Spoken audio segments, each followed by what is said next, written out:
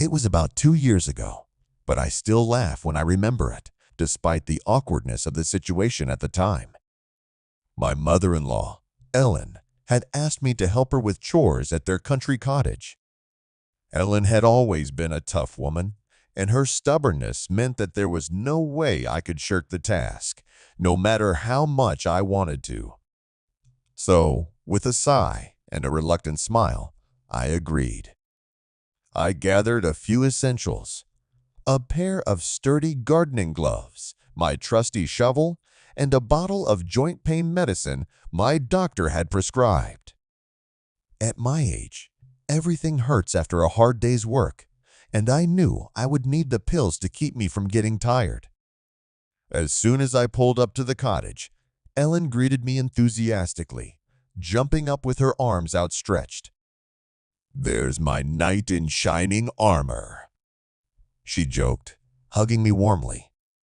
I smile, responding politely, "Glad to help, Ellen." Just as I was about to ask what the plan was, my father-in-law, Richard, came out of the house. He was a little slower than Ellen, moving with the cautious steps of a man who had spent a lifetime in hard labor. He patted me on the back with a smirk. "Good to see you, son. Ready for a day of labor?" I smiled back and nodded, stacking my things on the porch. I stashed my meds in the kitchen drawer where I usually kept them and joined the two of them for a hearty lunch. Ellen was a fantastic cook and always cooked in a way that could feed an entire army, which suited Richard and me just fine. After lunch, Ellen took me out into the garden. The cottage stood on a large plot of land surrounded by greenery.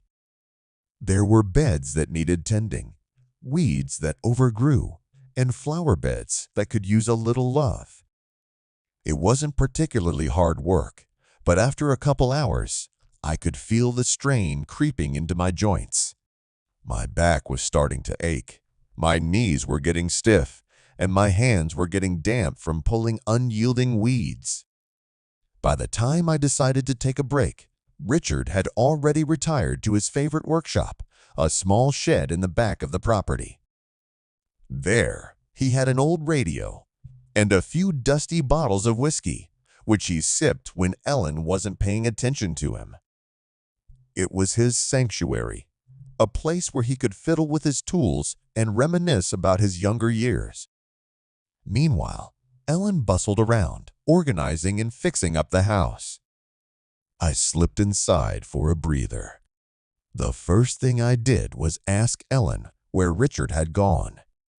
She sighed with annoyance and rolled her eyes. "He ran off to his barn again," she said. "Probably meeting up with his buddies to play poker. That man can't stay still for 5 minutes." I grinned and decided not to pry for details. I headed to the kitchen drawer to grab my joint pain pills. But when I opened the drawer, I was faced with a mess of pill bottles jumbled together. It looked like someone had knocked them over, and now they were all jumbled up. I rummaged through the bottles until I found one that looked familiar, popped the pill, and headed for the shower to wash off the dirt and grime from the garden. However, within minutes of getting out of the shower, I realized something was wrong. My body felt different, more energetic, which didn't make sense. My heart was pounding frantically, and a strange warmth was spreading through my body. I didn't immediately realize I hadn't taken my medicine. Curiosity got the best of me, and I went back to the drawer to take a closer look at the vial of pills. And then the truth hit me like a ton of bricks.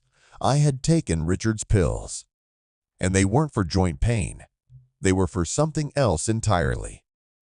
Let's just say they were supposed to help with his performance in bed. A wave of panic swept over me, and I immediately began to feel its effects. My heart pounded in my chest, my arms went stiff, and a strange tension built up inside. I tried to calm down, sitting on the couch and telling myself it would pass. But then Ellen burst into the living room. "Will you help me do something in the barn?" she asked, not noticing my flushed face. "Sure," I stammered, standing up too quickly and feeling a rush of blood that made me dizzy. I followed her outside, but every step I took seemed to increase my discomfort. As we worked, Ellen's presence began to affect me in ways I hadn't expected. I couldn't rid myself of the strange thoughts creeping into my mind. She had always been my mother-in-law, an older woman I respected, but suddenly I found myself looking at her differently. She noticed something was wrong. "Are you okay? You look a little flustered." I laughed nervously, brushing her off. "I'm fine, just a little tired." But inside, I was far from fine. I was embarrassed and confused. As we continued to work, I couldn't help but cast glances at Ellen. Her laughter seemed brighter, her movements more graceful. I began to feel guilty, not knowing why I was having these thoughts. She was my mother-in-law, for heaven's sake. But the pills were stupefying my head, amplifying every little detail until it became overwhelming. After a while, Ellen suggested we take a break. We returned to the house, and I sank heavily onto the couch, struggling to calm my frantically pounding heart. Ellen sat down next to me, concerned. "Are you sure you're okay?" she asked again, her voice filled with genuine concern. And that's when I couldn't hold back any longer. I spilled the whole truth, explaining that I had mixed up my pills and had taken Richard's by mistake. At first, she burst into laughter that spread across the room, but when she realized the seriousness of the situation, her expression softened. "Well, this is certainly unexpected," she said, still chuckling. "But don't worry, we can handle it. I think the best thing you can do right now is rest until it passes." I nodded, grateful for her understanding. We spent the rest of the afternoon in silence, me trying to keep my thoughts to myself, and Ellen offering tea and jokes to lighten the mood. She even mentioned that Richard had once gone through something similar, though she didn't go into details. Despite the awkwardness of the situation, it made me laugh. Evening was approaching, and Richard had finally returned from a day out with friends. He seemed to be in a good mood and joked around as we sat down to dinner. Ellen and I exchanged knowing glances, silently agreeing not to mention the strange events of the day. By the time dinner was over, the effects of the pill had almost worn off, and I was finally able to relax. That night, lying in bed in the guest room, I couldn't help but reflect on the day's events. It was embarrassing, no doubt, but in retrospect, it was also hilarious. I never imagined I would find myself in such a situation, and yet I was laughing to myself in the dark. Over the next few days, things returned to normal. Ellen treated the incident as a funny story to be filed away, and Richard remained in the dark. We continued to do the usual chores around the house, and I even helped Richard fix up his shed. There was something comforting about these moments, two men working side by side, swapping stories about their past, laughing about the little things.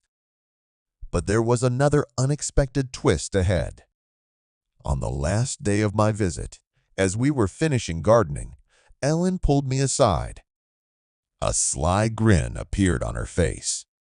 "You know," she said, "there's one more thing I haven't told you about Richard's pills. They're not just for that." I raised an eyebrow, intrigued. "They also help with stamina," she continued, her grin growing wider. "Maybe that's why you lasted so long in the garden."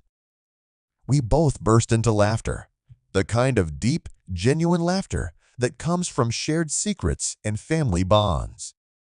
It was the perfect ending to an unforgettable weekend that I will always remember with a smile, even if it still makes me blush a little. And as strange as it is, the experience was another memory in a long list of stories I've collected over the years that I'll be telling for as long as I can, with some careful edits for more sensitive ears.